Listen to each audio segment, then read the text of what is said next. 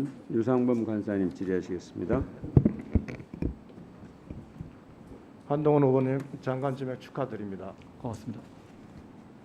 그 아침에 혹시 민주화 운동을 하는 세력 분들도 민간인 그 고문 사건을 벌였다 말씀하셨던 게 아마 그 84년에 발생했던 그 서울대 뿌락치 사건 이거 말씀하시는 건가요? 제가 구체적으로 그렇게까지 알고 말씀드린 건 아니었는데요. 그 당시에 그런 사건이 있었다는 것 정도로 알고 있습니다. 그러니까 정확한 내용은 모르지만 요 당시 이런 사건이 있었다는 걸 말씀을 하신 거죠. 여기 보면 이제 그 비상대책위원장까지 포함해서 지금 현 민주당의 뭐 지도부 및 그 많은 그 여러 그 소위 진보적 그 지식인들이 많이 관여가 돼 있는 이런 부분입니다. 이런 내용에 대해서 목적이 정당하다고 그래서 절차가 정당 그 절차의 잘못이 치유되는 건 아니라고 저는 생각을 합니다. 특히 우리 김종민 의원께서 계시진 않지만 영선에 그 윤석열 이재명 후보가 대선 주자가 돼서 윤석열 후보가 대통령이 된 것은 국민들은 정치를 바꿔라라고 말씀하셨다는 주문 저는 깊이 공감합니다. 그러나 정치를 바꿔라는 주문에 대해서 우리는 최근 검수완박법 통과 과정에서 또다시 국민들로부터 동물국회라는 비난을 받으면서 검수완박법의 일방적 통과를 지켜보는 그런 상황이 발생을 했습니다. 자, 우리 후보자, 네. 법은 어떻게 만들어져야 된다고 생각하고 또 법은 어떠한 내용을 품고 있어야 된다고 생각을 합니까? 제가 좀 그 법 경험이 일천합니다만 그냥 아주 일반적으로 말씀드리면 진행 과정에서 국민이 내용을 알고 충분히 공개된 상태에서 진행되어야 된다고 생각하고요. 그리고 어떤 핵심적인 법을 바꿀 경우에는 그 법이 고쳐짐으로써 생길 수 있는 여러 가지 문제점이라든가 루프홀 같은 거를 충분히 시뮬레이션을 해봐야 한다고 생각합니다. 왜냐하면 법이란 바뀌면 그 법으로 인해서 부작용이 많이 생기는데 저는 예상할 수 있는 전문가 프로 입장에서 예상할 수 있는 문제점도 문제지만 하다 보면 그거 예상하지 못했던 문제점이 발생하는 게 더 무섭다고 생각합니다. 네. 그런 부분에서 저는 이 법 진행이 국민의 피해를 의도한 건 당연히 아닐 테지만 결과적으로 그 부분에 대해서 깊이 신경을 못 쓴 문제점이 있는 것이 아니냐라는 문제의식을 가지고 있습니다. 네, 미국의 유명한 헌법학자가 한 얘기 중에 법의 권위라는 말이 있습니다.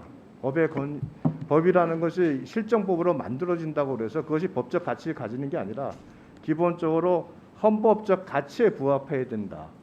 그 법의 내용이 즉 법치주의, 우리 대한민국으로 지금 자유민주주의, 또 국민의 자유 보장 또는 경제 질서의 뭐 확립 이와 같은 헌법적 가치를 제대로 구현해야 된다는 것이 구현할 때 그것이 법의 권위를 갖는다. 그와 함께 절차적으로도 입법 과정에서 국민들에게 그 과정이 정확히 공개가 돼야 되고 또 그 법이 합리적인 토론과 타협의 과정을 거쳐야 된다. 이럴 때 법으로서 권위를 갖는다 이렇게 생각을 하고 있습니다. 뭐 동의하시는가요? 예, 공감합니다. 근데 우리 후보자께서 검수완박법에 대해서 말씀을 하시는 과정에 내용의 위헌성 문제도 있지만 절차의 잘못도 있다라는 지적을 한번 하셨어요.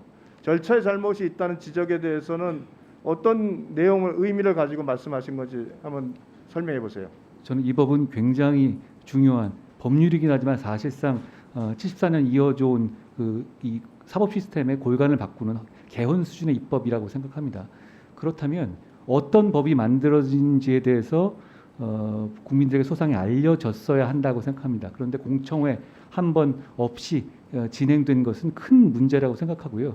헌법상의 적법 절차라는 것이 헌법에 규정된 자구 이상의 정신이라고 생각합니다. 그 적법 절차라는 것은 결국은 공청회를 안 해도 될 경우라도 공청회를 통과하지 못할 법률이라면 만들지 말라는 뜻도 있다고 저는 생각합니다. 그런 면에서 또 저같이 이렇게 현업에 있는 사람조차도 당일날까지도 어떤 법이 만들어지는지를 알지를 못했습니다.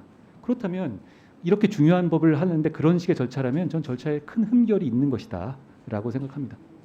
구체적으로 말씀은 안 하셨지만 현장에서 있었던 본 의원도 방금 후보자의 지적에 전적으로 공감을 하면서 당시 안건조정위의 법안 일소의 통과 법안이 회부되고 나서 여야 간사 및 그 원내대표까지 참여한 상황에서 만들어진 수정안 이 부분에 대해서 사실은 안건조정위에 회부됐고 법사위 전체회에도 이 수정안이 회부됐는데 결국 통과된 법은 일소위에서 민주당이 강행 처리한 법안이 통과가 됐어요.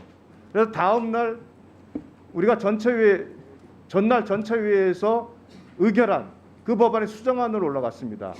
이 절차는 기본적으로 원천무효다라는 주장을 그래서 저희가 할 수밖에 없고 아마 검찰에서도 이 검수와 안박법이 절차적으로 정당성을 잃었다고 주장하는 여러 가지 이유 중에 가장 큰 이유가 아마 이 절차 과정이 흠결이라고 저는 이렇게 알고 있는데 어떻게 후보자께서도 그 내용에 대해서는 어느 정도 알고 계시는가요? 제가 상세한 보고를 받지 못했지만 보도를 통해서 그런 문제가 있었다고 들었습니다. 내용에서 한번 볼까요? 지금 후보자가 지적을 했습니다. 이 제기한 사건에 대해서 동일성의 범죄 안에서만 사건을 수사하도록 지금 형사소송법 196조가 신설이 됐지 않습니까? 그렇습니다. 네. 그런데 이 법의 문제는 뭐냐면 검찰청법 4조 1항 다목에 보면 사경 송치 범죄와 관련 인지한 해당 범죄와 직접 관련성 있는 범죄. 쉽게 말해서 송치 사건에 대해서 검사에게 관련 인지할 수 있는 권한을 주었고 그 인지한 사건과 직접 관련성 있는 사건을 직접 수사할 수 있게 범위를 줬어요. 근데 형사소송법 196조를 신설하면서 동일성의 범위로 제한을 해버렸습니다. 즉 입법적으로 이게 충돌이 되는 법을 만든 거예요. 그렇습니다. 어떻게 생각? 이 법이 여러 가지 신모 원료로 만든 법안으로 보이지는 않습니다. 왜냐하면 이렇게 급하게 만들어졌으니까요. 그러다 보니까 저는 이런 식의 다른 법과의 충돌은 앞으로도 계속 발견될 것이라고 생각합니다.